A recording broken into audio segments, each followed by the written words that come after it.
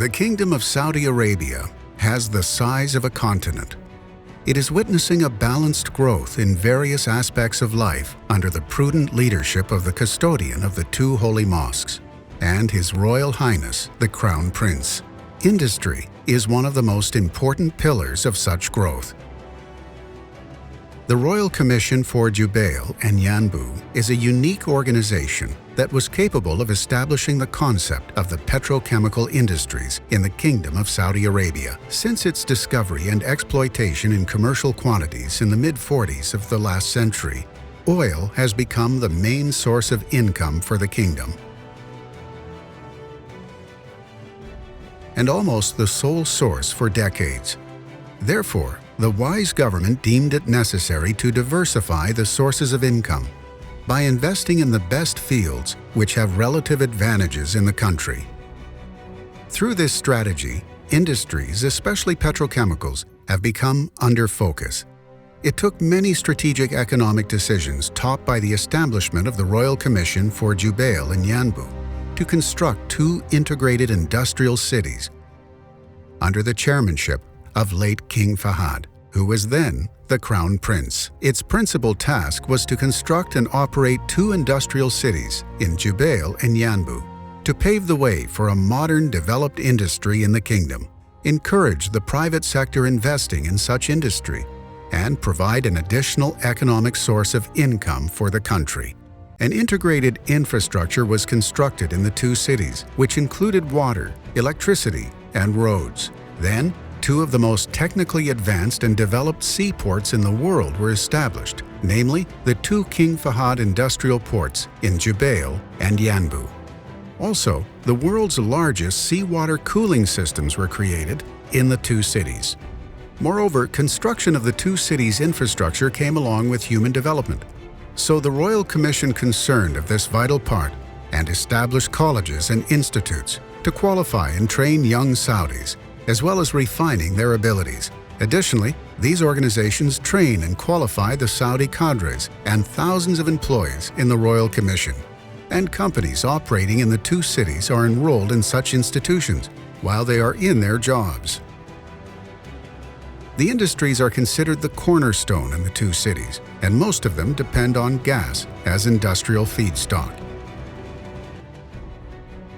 Due to the presence of such investments, the kingdom occupies a prominent place in the field of petrochemical industry. Besides the basic industries, the two cities have many of the downstream industries which take the basic industries' production as feedstock.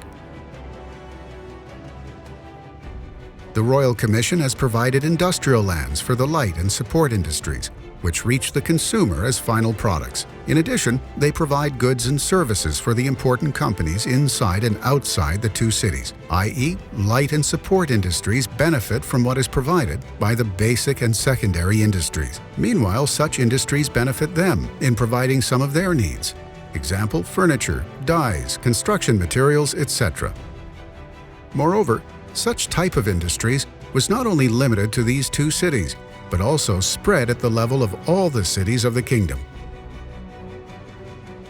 The distinction of the Royal Commission for Jubail and Yanbu made it an important target for local and foreign investors under the competitive advantages of the two cities. Investments were attracted beyond what had been planned for in the previous phase. In response, the Royal Commission conducted a number of studies recommending expansion, and the late King Abdullah bin Abdulaziz praised the inception of the two projects of Jubail and Yanbu and laid the cornerstone for both.